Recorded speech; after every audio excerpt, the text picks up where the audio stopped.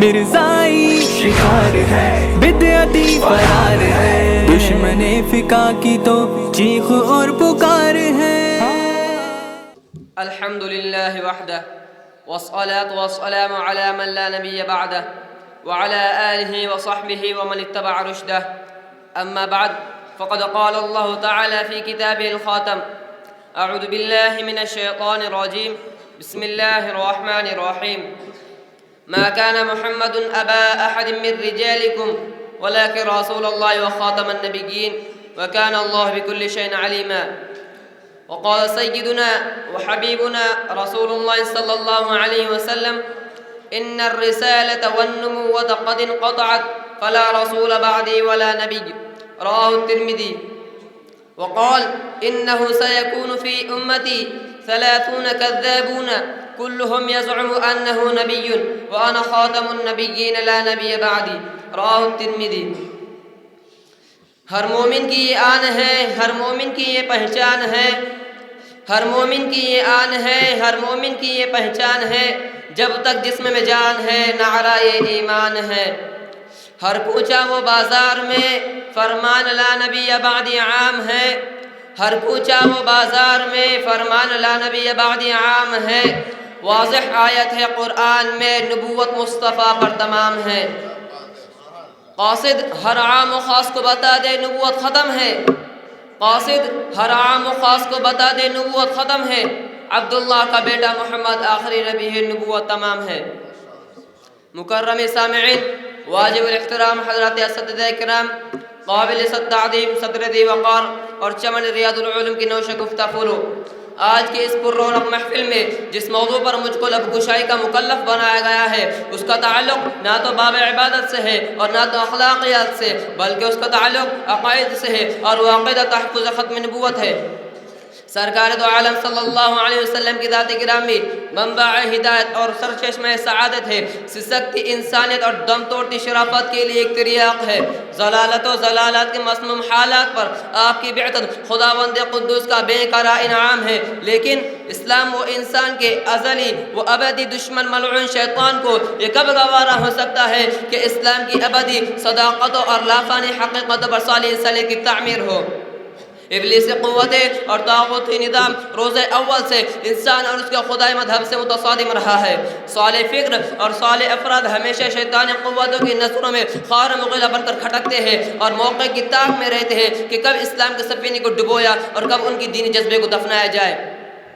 عزیزان بزم، اسلام کی شاندار تعلیمات پر چاہے جتنے اعتراضات کیے جائے، شریعت محمدی کا کتنا تمسخر اڑایا جائے، انبیاء سابقین کی شان میں کتنی گستاخی کی جائے، دین میں تحریف کرنے کی جتنی کوششیں کی جائے، الغرض اسلام کو دبانے، مٹانے اور نابود کرنے کی جتنے ہی جتن کیے جائے، اتنا اسلام میں ابھار پیدا ہوگا.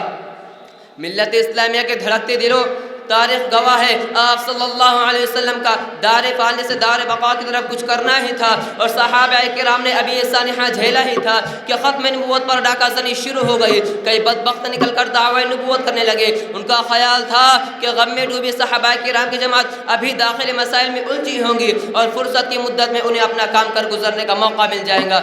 لیکن ان کا یہ خیال محض خام ثابت ہوا. صحابہ رضوان اللہ تعالی علیہم اجمعین کی جماعت کی قیادت اس وقت یار غار سیدنا صدیق اکبر کے ہاتھ میں تھی اور انہوں نے بلا ادنی توقف یہ نعرہ مستانہ بلند فرما دیا: اینقص الدین ونحی. کیا یہ ممکن ہے کہ صدیق کی زندگی میں دین میں کمی کی جائے؟ اور پھر پوری جماعت کا اجتماع ہو گیا کہ منکرین ختم نبوت سے آہنی حد سے نمٹا جائے گا اور اس کے خاطر کسی قربانی سے دریغ نہیں کیا جائے گا. صحابہ کرام کے لشکر نکلے. اسود انسی تو پہلے ہی انجام کو پہنچ چکا تھا. سب سے زیادہ زور کے ساتھ فتنہ اٹھانے والے مسیلمہ کذاب کی طرف قافلے چلے. ختم نبوت کے محافظین بدر والی، احد والی اور فتح مکہ والی شان کے ساتھ جہادی جھنڈوں اور تلواروں سے سج کر نکلے. ایک عظیم معرکہ برپا ہوا جس جنگ یمامہ کے نام سے یاد کیا جاتا ہے. امیر المؤمنین حضرت ابو بکر نے تمام فتنوں کے سرکوبی کے لیے مجموعی طور پر 11 لشکر ترتیب دیے. اس میں ایک دستہ حضرت اکرمہ رضی اللہ عنہ کی قیادت میں مسیلمہ کذاب کی سرکوبی کے لیے یمامہ کی طرف روانہ کیا اور ان کی مدد کے لیے حضرت شرحبیل بن حسنہ کو کچھ فوج کے ساتھ ان کے پیچھے روانہ کر دیا اور حضرت اکریمہ کو حکم دیا کہ جب تک دوسرا لشکر آپ تک نہ پہنچے حملہ نہ کرنا۔ حضرت شرحبیل کی آمد سے پہلے ہی حضرت اکریمہ نے حملہ کر دیا، جس کے نتیجے میں حضرت اکریمہ کو شکست ہوئی۔ اور پھر حضرت ابو بکر کو جب ان کی شکست کی خبر ملی تو حضرت خالد بن ولید رضی اللہ عنہ کو، جو کہ بنی طویل کی مہم سے فارغ ہو چکے تھے، مسیلمہ کذاب کے خلاف معرکہ آرا ہونے کا حکم دیا۔ پورا ایک لشکر ان کے لیے ترتیب دیا، جس میں مہاجرین پر حضرت ابو حذیفہ اور حضرت زید بن خطاب رضی اللہ عنہما، اور انصار پر حضرت ثابت بن قیس اور حضرت برا بن عازب کو امیر مقرر کیا۔ جب حضرت خالد یمامہ پہنچے تو مسیلمہ کذاب کی لشکر کی تعداد 40,000 تک پہنچ چکی تھی، جبکہ مسلمانوں کا لشکر 13,000 نفوس پر مشتمل تھا۔ مسیلمہ کذاب نے حضرت خالد بن ولید کی آمد کی اطلاع سنی تو آگے بڑھ کر عقربہ نامی مقام پر پڑاؤ ڈالا۔ اس میدان میں حق و باطل کا مقابلہ ہوا۔ اس جنگ میں بڑے بڑے صحابہ کرام شہید ہوئے، جن میں ثابت بن قیس اور زید بن خطاب رضی اللہ عنہما شامل تھے۔ مسیلمہ کذاب اس جنگ کے دوران ایک باغ میں قلعہ بند چھپا رہا، آخرکار اپنے خاص دستے کو لے کر میدان میں کود پڑا۔ حضرت حمزہ کے قاتل حضرت وحشی رضی اللہ عنہ نے، جو اب مسلمان ہو چکے تھے، اپنا مشہور نیزہ پوری قوت سے مسیلمہ پر پھینکا، جس کی ضرب فیصلہ کن ثابت ہوئی اور مسیلمہ زمین پر گر کر تڑپنے لگا۔ قریب ہی ایک انصاری صحابی کھڑے تھے، انہوں نے اس کی گرتے ہی اس پر پوری شدت سے تلوار کا وار کیا، جس سے مسیلمہ کا سر کٹ کر دور جا گرا۔ اس سے مسلمانوں کو جذبہ اور بلند ہوا اور انہوں نے پورے زور کے ساتھ دوسرا حملہ کیا، یہاں تک کہ مسیلمہ کے 40,000 کے لشکر جرار میں سے تقریباً 21,000 افراد موت کے گھاٹ اتار دیے گئے۔ مسیلمہ کذاب کے موت کے بعد اس کا قبیلہ بنو حنیفہ سچے دل سے دوبارہ اسلام میں داخل ہوا۔ مورخین نے لکھا ہے کہ یہ جنگ یمامہ جھوٹے مدعیان نبوت کے خلاف آخری معرکہ تھا، جس کے بعد دور صدیق میں کسی اور شخص کو نبوت کا جھوٹا دعویٰ کرنے کی ہمت نہ ہو سکی۔ عزیزان بزم، معرکہ یمامہ نے مسلمانوں کو 2 سبق دیے، اور انہی 2 اسباق میں تحفظ ختم نبوت کا مکمل نصاب مدمر ہے۔